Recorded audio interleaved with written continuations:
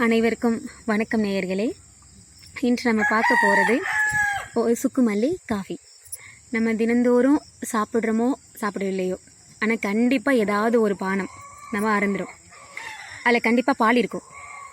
அந்த பால் நல்ல பாலாக கெட்ட பாலான்னு உங்களுக்கே தெரியும். ஏன்னா நாட்டு மாட்டுப்பால் தான் நல்லதுன்னு சொல்கிறாங்க. எல்லார்கிட்டையும் அந்த நாட்டு மாட்டுப்பால் இருக்கா அப்படிங்கிறது ஒரு சந்தேகத்திற்குரிய வினாதான். குடிக்கிற பால் பாக்கெட்டு பால் பெரும்பான்மையாக அதுதான் எல்லாரும் பயன்படுத்துகிறோம். அதனால் விளையக்கூடிய தீமைகள் அதிகம். எல்லாருமே படித்தவர்கள் தான், எல்லாருக்குமே இணையத்தை செயல்படுத்தவும் தெரியும். அப்போ அதில் இருக்கக்கூடிய நன்மைகள் தீமைகள் என்னன்னு நீங்கள் கண்டிப்பாக அறிந்திருப்பீங்க. அதனால் நான் என்ன பண்ணுறேன் அப்படின்னா, உங்களுக்கு சுக்குமல்லி காஃபி அந்த பாலுக்கு பதிலாக நீங்கள் இதை பயன்படுத்துங்க. ஏதோ உங்களுக்கு குடிச்சே ஆகணும் அப்படிங்கிற ஒரு சூழ்நிலையில் நீங்கள் அந்த பாலை தவிர்த்துட்டு இதை பயன்படுத்துங்க. சுக்குமல்லி காஃபி எப்படி செய்யணும்னு சொல்லித்தரேன். உங்களுக்கு தெரிஞ்சிருக்கலாம், இருந்தாலும் நம்ம கடையில் போயிட்டு சுக்குமல்லி காஃபி பொடி வாங்கி நீங்கள் பயன்படுத்தினீங்கன்னா அதில் என்ன கலந்துருக்காங்கன்னு தெரியாது. அதில் நன்மை என்ன தீமை என்னவும் நம்ம உணர முடியாது. அதுவே தேவையான பொருட்களை நம்மளே தேர்ந்தெடுத்துட்டு நம்ம அதை உற்பத்தி செஞ்சு அதை நம்ம பயன்படுத்தணும் அப்படின்னா நமக்கு ஒரு மன நிறைவு கிடைக்கும். தீமை இல்லாத தீங்கு இல்லாத ஒரு பொருளை உட்கொண்டதுக்குள்ள சந்தோஷம் இருக்கும். அதனால தான் இது மல்லி. உங்கள் எல்லாருக்குமே தெரிஞ்சிருக்கோம்.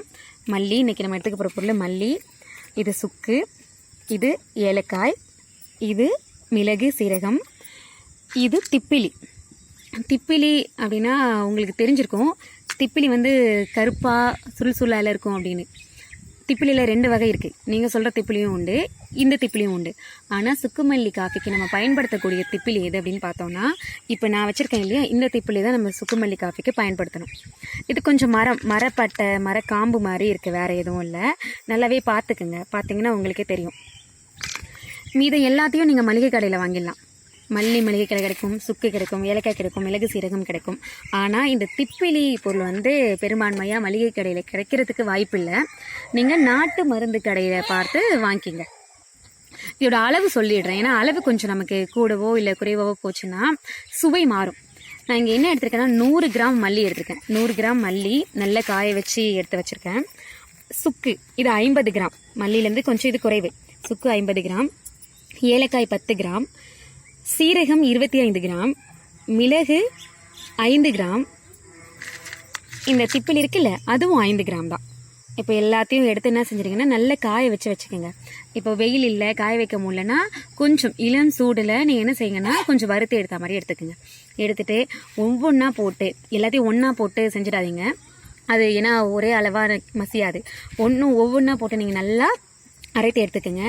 சுக்கு மட்டும் நீங்கள் அப்படியே போட முடியாது. கொஞ்சம் இடிச்சல் கல் இருக்கு இல்லையா, அதை வச்சு நல்லா இடிச்சுக்கோங்க.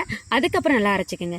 எல்லாத்தையும் ஒன்றா அரைச்சி கலந்து வச்சுட்டு உங்களுக்கு எவ்வளோ தேவையான அளவோ, இது காலையிலையும் குடிக்கலாம், மாலை பொழுதிலும் குடிக்கலாம். உடம்புக்கும் நல்லது, ஒரு ஆரோக்கியமான உணவு.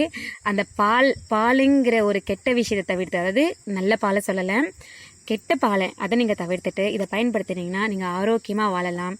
உங்கள் குடும்பமும் ஆரோக்கியமாக இருக்கும். நன்றி நேயர்களே.